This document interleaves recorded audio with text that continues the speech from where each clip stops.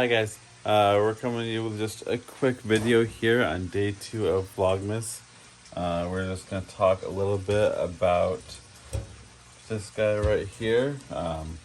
One of the animals I am excited to be breeding in the next couple of years. I have been wanting to get these guys for probably the last 15 plus years. These guys right here have always been one of my favorite animals. I'm so excited that this past year I'm going to actually get a chance to work with them. This is my adult male Australian water dragon. And in just a second, I'll show you my new juvenile female Australian water dragon. These guys usually will start breeding at between 2 to 2.5 years old, so I still have about another 2 years before I can start breeding them. But we're super excited to start this project. There's not a whole lot of people working with Australian water dragons in the US, so we're very excited to be one of the few people that are going to be producing these. Hopefully in the next couple of years we'll be producing on a regular basis. As we start breeding, we'll be expanding our colony every year. We'll probably keep a couple back to hold back and breed. Try to get some new bloodlines like we're doing with our Rankins dragons, which our Rankins project is going good. Like I said yesterday, I think we're up to 10 or 11 dragons right now for our Rankins dragons. We just have this one pair of Australian water dragons right now. But there will definitely be, in the years to come, there will be many, many more. So just a little bit about these guys. There are two species of Australian water dragon, the Eastern water dragon and the Gippsland water dragon. I don't know of anyone in the country that is breeding Gippsland water dragons, but it would be a cool project once I start getting this project going, to try to find some Gippsland water dragons so I can have both subspecies to breed here.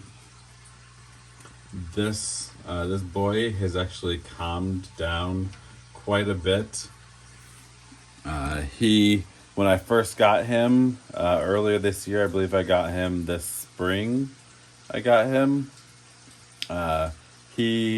cannot have this door even open without him flipping out. He would freak out as soon as I opened the door or even came near this enclosure. This guy would flip out, run all over the place. So he still doesn't like to be handled that much. I'm not going to try to grab him right now because he doesn't like to be touched or handled, but he has gotten a lot better. He will let me open the enclosure like this without flipping out. He just sits there, as you can see right there. He definitely is keeping his eye on me. But he is not flipping out, which is good. We are slowly working up a camaraderie so that we can eventually will be able to handle him without him freaking out. We have the juvenile water dragon, which I am trying to handle on a regular basis so that as it becomes an adult, or when it comes an adult, it won't be as flighty as this guy. But these guys, when out in the wild, they obviously live near water. They're called Australian water dragons. They usually live near moving bodies of water like streams or rivers, and they will sit on branches or perches near and around the river. And when a threat or a predator comes around, they jump off and dive into the water and make their escape. They can hold their breath for, I believe they can hold their breath for at least 10 or 15 minutes underwater, so that they can get away from the predator easily. The males, it's kind of hard to see right now. I'll try to get a better picture of them later. But the males will also have a bright red belly on them too, which is really cool. Average size for these guys is going to average around 2 to 3 feet long, with about 2/3 of that total length making up their being made up of with their tail. So let's go take a look at our baby. Hey guys, this right here is our juvenile Australian water dragon. As you can see, she's already starting to relax a little bit with me holding her. When I first got her, she was super flighty and would take off as soon as I would try to grab her. She has calmed down quite a bit. She's not trying to run away right now, which I'm very happy for. She's very, very quick. So I'm just going to try to handle her as often and as much as I can, so that when she's an adult, she'll hopefully be a nice, calm, tame adult. Like I said, she is only about 6 months old right now. She was born July 3rd.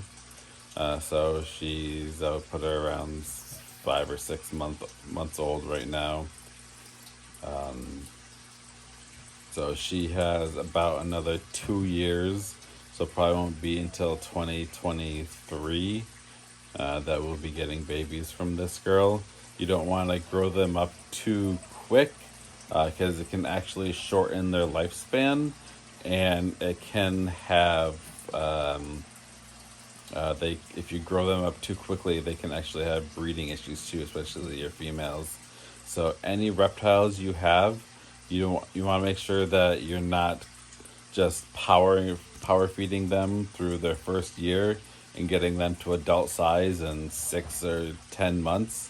It is definitely the healthiest for them to do a slow growth. Make sure they're eating a good diet, but not shoving food, because reptiles are going to eat pretty much any time that they are offered food, because in the wild they don't know when their next meal is going to be coming. So if they see food, they're offered food, they're going to take it.